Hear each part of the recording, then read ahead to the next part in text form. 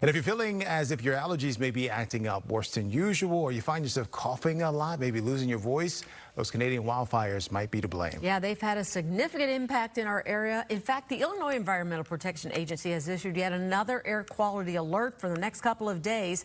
So joining us to discuss is Dr. Brady Scott with respiratory care at Rush University. Thanks for joining us. We appreciate it.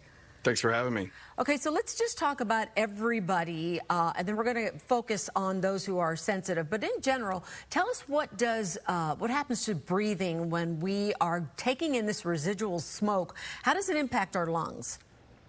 Sure. So even with everybody, no matter if you have lung disease or not, I think the poor air quality can create some inflammation that will cause coughing, maybe the feeling of shortness of breath, and those things. But as you alluded to, the issue really I get concerned about is even though it's for those folks with diseases like asthma and COPD and heart disease, how it can impact their breathing.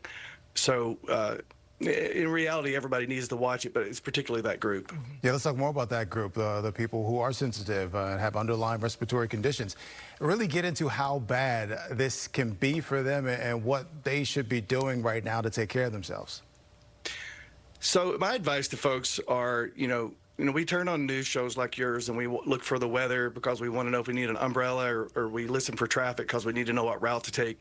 I think if somebody who has cardiovascular disease or respiratory disease, they should go to websites like airnow.gov to look at the air quality index every day to kind of plan their day out. I think that the information that you can get from that will help you understand if you should stay inside most of the day, perhaps even exercise inside, or if it's a good day to go outside and do those things. And so that website gives a ton of information. So when we think about air quality alert, obviously if you are in that sensitive area, that is the day you want to definitely stay inside and not exercise like you were just referring to. But I'm wondering, are there any medications that people can take that are over the counter to relieve the symptoms that they may not normally have because of these wildfire smoke in our area?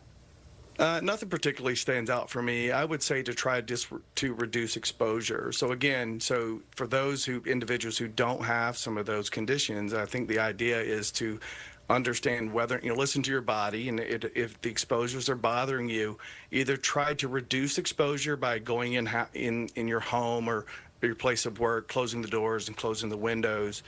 Or if you have to be outside, consider wearing a mask like an N95. Some people have recommended those to reduce the exposure. Nothing over the counter stands out to me. Certainly for those individuals, again, with diseases like asthma or emphysema, those things, they need to make sure they have those medications with them, make sure that they're not expired. All right, y'all heard it from the doctor there. Yep. Use your PTO if you're having problems and you owe no answers to anyone. Just say, I'm not coming in. Dr. Scott, thanks for joining us. Thanks for having me.